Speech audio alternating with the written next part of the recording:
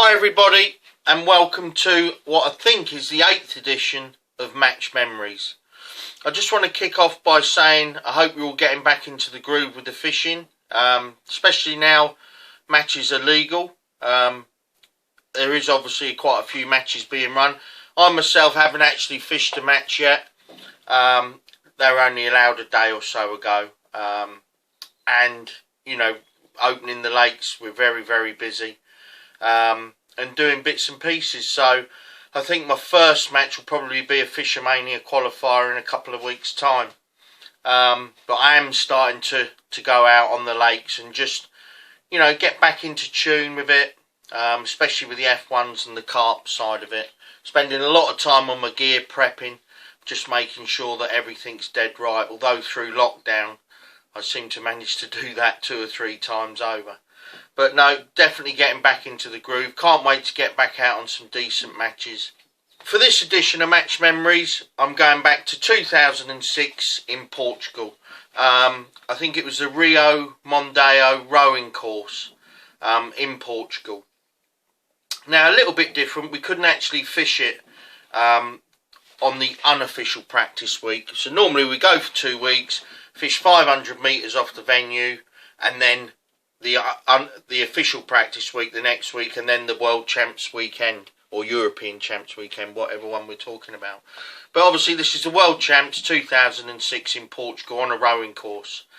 Now, due to the amount of teams and the size of the rowing course, obviously there was not an area for us to get 500 metres from the match length, which then made it impossible to practice the venue on the unofficial practice week. Now, as a lot of you know, if you drive to Portugal from here, it's a long way.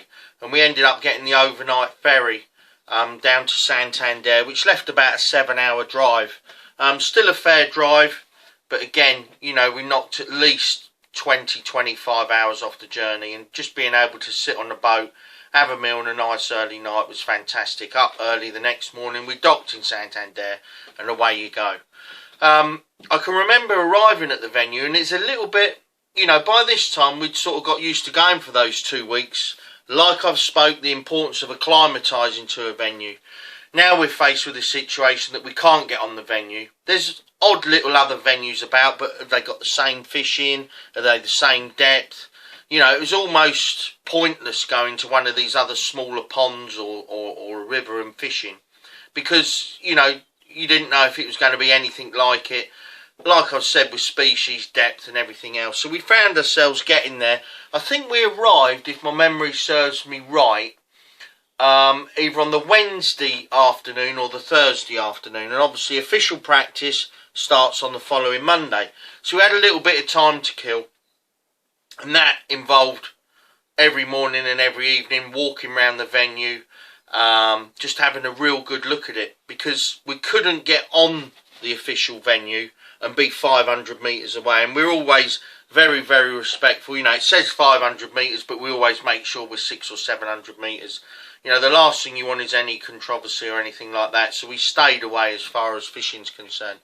But like I say, we were allowed on the venue to have a bit of a look round, and again, it looked like there was a fair few fish in there. We've been told that it's mullet. We've been told that there's a few sun perch and little tiny black bass in the edges by the rocks you can catch. But we've been told it's predominantly mullet, an odd borger, which those of you don't know, it's like don't know the best way to describe it really. It's a fish that's found like through Spain and like Portugal. I think there's a few in the south of France as well. But they're like a big gudgeony dace type fish, like a slim fish, a nice bronze finish, but they don't grow that big. There was an odd one of these, a very odd carp and a very odd barbel, but predominantly mullet. We got a little bit of information. Again, the guys in the team, like Stevie and Alan, they've got, you know, a lot of friends through Europe, and Portugal was no different. We got some information, what had been caught. Obviously, the Portuguese had their trials on there, and they've been practicing it in the lead up to it, which is fair enough. You know, we could have gone there well before and practiced if we wanted to, but obviously it's a long way to go, and we found ourselves going for a little bit different, but week and a half. So like I say, the unofficial practice week just didn't happen. But what it did enable us to do, like I say, is look round. You know, you could see that there was a few fish in there, odd fish bow waving around. You walked down to the edge and there was a few little fish just shooting away. So we were quite optimistic in the fact that it was going to be a good, you know, a good venue.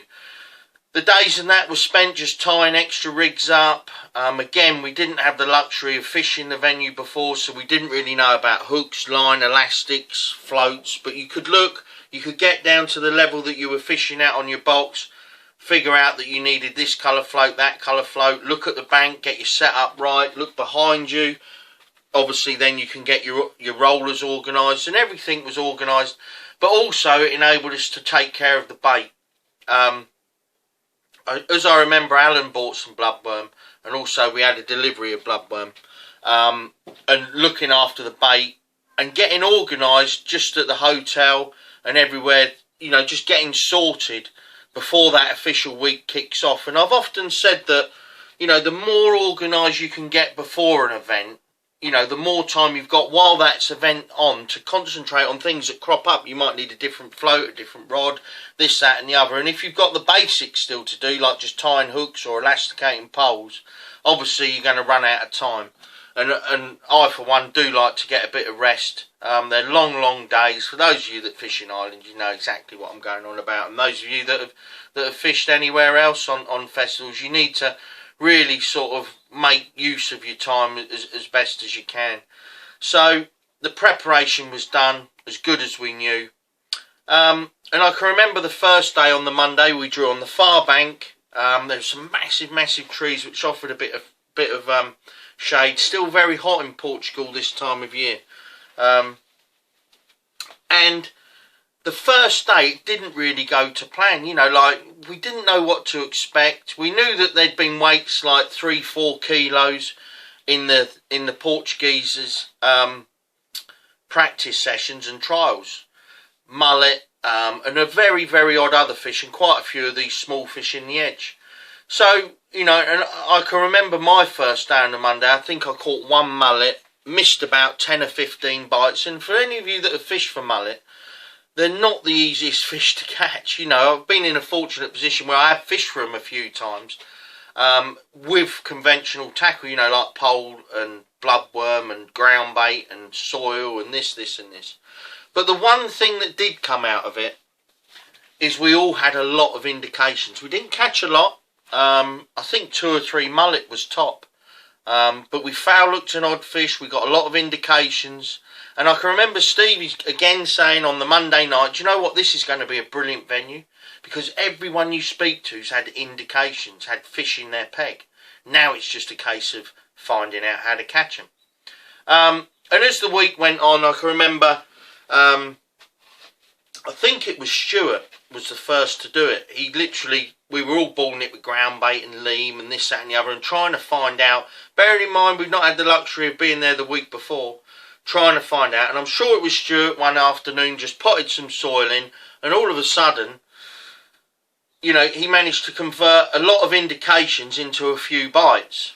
And this is where the plan started to be formulated. We're fishing for a fish that we don't fish for in England, a little bit like catfish when you go to France now. A lot of the fishing's for these small little catfish, and it can be very, very difficult fishing for a fish that you just don't have in your country. And obviously mullet we have in the seas and the estuaries, yeah, fair enough, but in freshwater venues we don't match fish for mullet. You know, and a lot of these other countries do through Europe.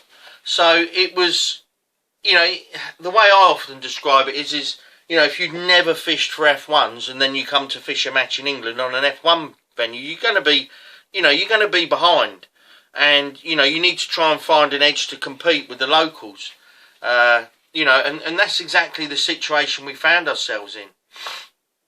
But I think it was probably about the Wednesday that it clicked that, hang on a minute, you know, these fish don't like ground bait. They don't like feeding on the bottom when there's ground bait in your peg. Whether it's the extra food value, whether it's the activity, whether it's the colour. We didn't really know. But by feeding soil, We had the census Teddy River. We also got some soil from the local field. And we made up this lovely mix where I think we threw in like 7 or 8 balls. Again, not a lot. You didn't want loads and loads of bait, just with some joker in. And we were potting in small balls. And the plan became, you know, really sort of noticeable that if you fed ground bait, and I can remember once the sort of plan had been formulated and we caught some fish, and it was on the Friday, I actually fished with ground bait. The team was picked by then, but I actually fished with ground bait. And to go back and do something that you know is totally wrong and sit next to someone that's doing something that you know is dead right, you can really see the difference. And I think it was about a Thursday, Friday that, you know, the whole team was like, do you know what? You know, we've got a chance here. Now, through the practice week, various teams had tried sliders, big wagglers. You know, you see bait being launched out in the middle, and nothing seems to produce other than the long pole. However, there was another line, and that was, like I say, you had these big rocks on the side of the rowing course. Not big, not like I spoke about in Finland, but, you know, a big rock, probably the size of a football, and a little bit smaller.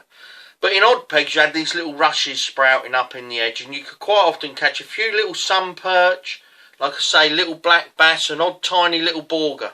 And this was good just to get off the mark, you know, just to get something in the net. But again, like I've spoke about in these big matches, you really do need to catch those big bonus important fish, the ones that are going to get you up the top of the section, the bonus fish. And to win as a team, you need good results, and for good results you need to catch these important fish. And that's not just where we are at this moment in Portugal, not this moment, but you know what we're talking about back in 2006. So it became very clear early on that you needed to catch some of these mullet. Now I want to take time to talk a little bit about the rigs that we used. And a lot of people, myself included, before I'd fish for mullet, you think, oh, there'd be quite a hard fighting fish, 2, a fish that you can probably fish quite crude for, big hooks, heavy line, you know, thick top float, and this couldn't be further from the truth.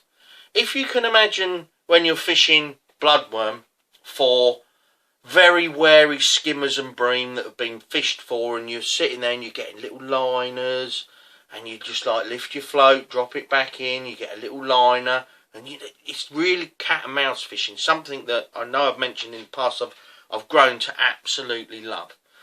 And you get little tiny liners, and all of a sudden you get a bite and it's whack. And basically we went down to using, I think 012 mainline, but 08, 07 hook lengths, 20s, 22s. I was using a 6 elastic through 3 sections, so there was loads of stretch, because although the fish were very hard to hook properly in the mouth, they were very hard fighting as well. So you had to strike that balance of, I'm fishing light enough, but I'm also fishing strong enough. You know, it's pointless fishing 06 and getting snapped every time.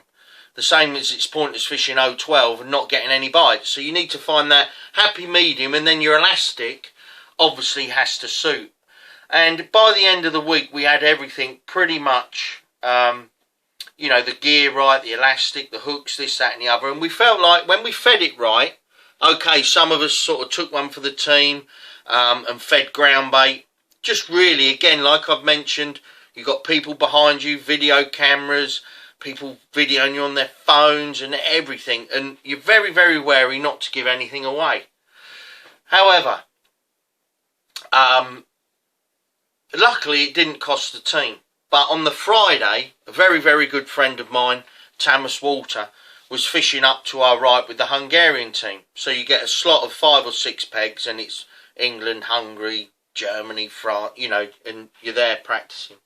And Thomas is one of the best sort of tacticians in angling that I've ever met. His ability to work something out, notice something, and you might notice in these videos that, you know, not only is it information, not only is it a story, but I'm trying to show you how these top anglers think and what they look for.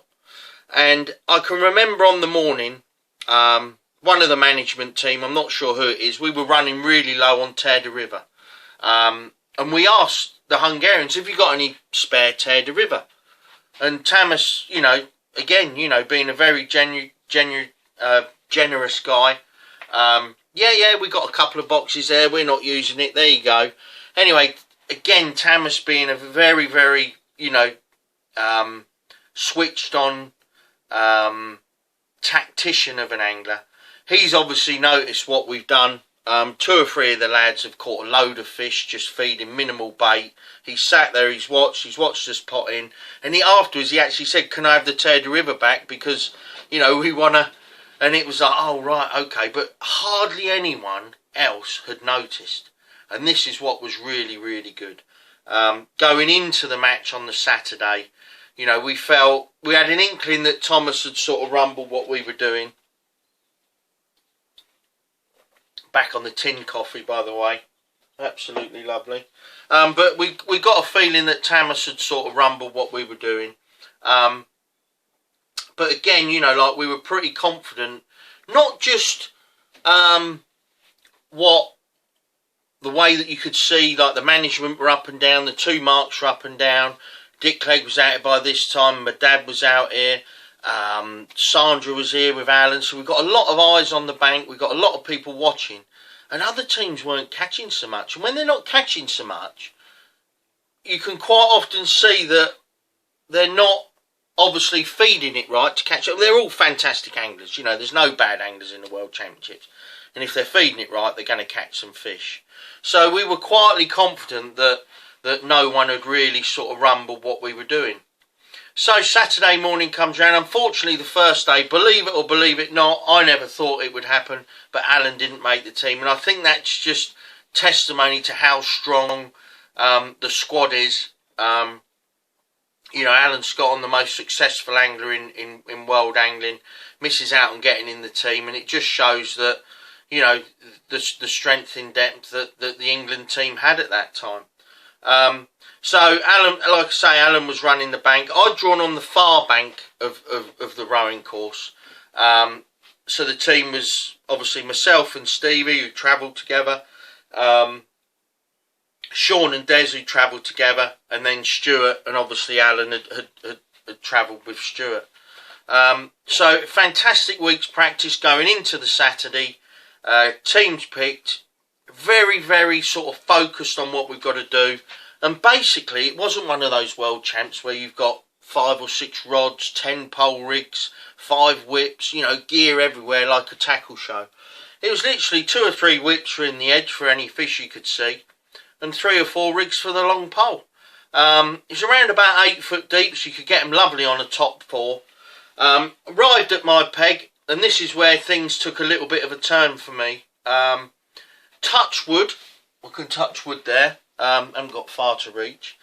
Touch wood, in international fishing and all my match fishing, I haven't had any real sort of meltdown, so to speak, or things go wrong. However, this morning things were going to take a little bit of a turn for the worse, but nothing too bad happened and everything turned out fine. So basically what happened, I arrived at my peg. You put all your gear behind the tape, it's all taped off. Then there's a signal, an hour and 50 minutes before the start. You can put your gear in and get set up. I think the match started at 10 o'clock. They tried to do it like 10 till 1. It was only 3 hours then. Because of the heat in the afternoon, they want to get people off the bank and everything. So anyway, I literally carried my box down, put my box down, stood there for a second, and there's a rig about 6 metres out, right in front of me. And I'm like, oh, blimey, you know, like, I've got to get that out because that's gonna, you know, every mullet I hook's gonna snag me on that. So I got my pole, wrapped it round this float, trying to pull it, and it's really stuck. I don't know what line was on this rig, but I couldn't break it off. So I twiddled the float off, came in, and I'm thinking, what can I do? You know, what can I do to get this? And I thought, oh no, I've got a weed cutter. So, and I also knew that my Daiwa landing net handle fitted on my pole. Screwed the weed cutter on, shipped it out there, put it on my pole, shipped it out there, let it sink a little bit, boom, like that, and the float floated up and just drifted away. Perfect, because I know the weight's going to sink to the bottom. Started shipping the pole in. The rumble of the crowd behind me, I looked round and I just kept shipping in like an absolute idiot. The result was the weed cut has come into my little finger, gone straight through my little finger, and I can virtually, well, I could see the bone. Massive flap of skin hanging off. I've still got the culprit here. It's got pride of place in my tackle room. Never ever to be touched again. And the one thing I never have with me anymore is a weed cutter. So, you can imagine, I've got an hour and a half to set up. I've got a massive gash on my little finger. And I'm like, no, you know, like, I've got some tape. I'll just put some tape around it. Anyway, after 10 minutes or so, it was quite apparent that, you know, it's bleeding a little bit. My hand started to feel a bit funny. Now, there's a very, very good friend of mine, Eric Lubin, who I've been privileged to fish with over the years when I was involved with Census. And not only that, you know, he became a friend because he was obviously a French international. Fantastic, fantastic angler. One of the best anglers I've ever seen with a running line. So accurate with his ground bait. But he was just up from me and he noticed that my dad was like, and he came up, he said, is there a problem? But I said, yeah, I've cut my finger. He said, no problem. The French team, we have a doctor with us. We're not allowed to travel to other countries without a doctor. Got on the walkie-talkie. Within 2 minutes, this French doctor's here. Showed him my finger. Right, okay. And they actually opened the back of my van. I'll show you this picture here. Ignore the picture underneath. But that picture there, I'll just try and get it again. Oh, there you go. You can see me with my hand in the back of my old VW van. And the French doctor went about just inserting a couple of nice stitches into my finger. Not only did he do that, he put a dressing around it, gave me a waterproof glove. I fished the match. The French doctor was there afterwards. He gave me some, I think it was some like antibiotics. He told me, he redressed my finger after the match, cleaned it, redressed it, gave me these tablets. The next day, I arrived at my peg. He was waiting there for me. Took the dressing off, cleaned it, redressed it, gave me some more tablets. After the match, he was at my peg, did the same again. And that evening, he came up to me with a note to give my doctor when I got home. Exactly what he'd done, you know, the tablets, this, that and the other. And I can't thank not only him personally enough, but the sort of camaraderie amongst the anglers. You know, that made me really realise, you know, hang on a minute, you know, like fishing's one thing and you want to win.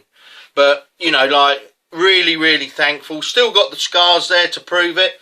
But wouldn't have been able to fish if this guy hadn't sort of, you know, one, sort of put the stitches in the first place, and two, been there. And like I say, I can only thank him enough. Fantastic, and thanks to everybody in the French team and the organisation. But going back to the first day, I had just over, or just under 2 kilos, I think. I caught a couple of mullet late, and that got me up to second in my section. So a real good result. The team did fantastically well. Stevie was second, Des was 5th, Stuart was 4th, and I think Sean was 3rd. So I think we scored 16 or 17 points the first day. Fantastic result. Des Ship's debut in the World Champs did fantastically well. He did draw an MPEG, but it's not always an advantage. Sometimes you can get, you know, plagued with smaller fish towards the end, and I think this is what happened to Des. Des was actually our lowest point scorer, being 5th. And unfortunately, you know, he did miss out on the second day. Alan came in. Again, tactics-wise, nothing was to change. On the Sunday morning, I drew on the far bank again. Very close to where we were on the Monday. If you remember, I said to you about the big trees on the bank offered a lot of shade. Again, doctor's there, nice bandage, glove, away we go. And it got off to a real slow start for me. Threw in like these 6 or 7 balls, potted a couple of balls, started in the edge, caught a couple of little fish. But I remember my first bite and it went under, I've gone whack and a bit of elastic's come out and I thought, doesn't feel too good. It doesn't feel like a mullet, and I've shipped in. And this is after about an hour. Only caught a couple of little fish in the edge. And this great big Borger popped up, about 8 or 10 ounces, one of the biggest ones I've ever seen. Netted it, and I was like, yes, result. Now, I've picked it up with this glove, and if any of you have ever tried to fish with gloves on, it's unbelievable, because normally I've got quite a strong grip, don't drop fish. I've unhooked this Borger and just lost complete grip of it. It's flipped and it's landed on these little pebbles next to me. Completely missed my net. Luckily I managed to reach down, grab the fish and put it in the net. Next cast I had a nice big mullet and I was well on my way. I actually ended up third in my section with I think I had just under 3 kilo that day. But a little bit of twist of fate again. There was only 2 carp caught on the whole weekend, and they were both in my section the second day, which actually cost me, you know, an individual medal or even winning it individually. But I was pleased to come back again with decent points for the team. A little bit of an indifferent second day in the fact that we all did okay. Sean obviously won his section.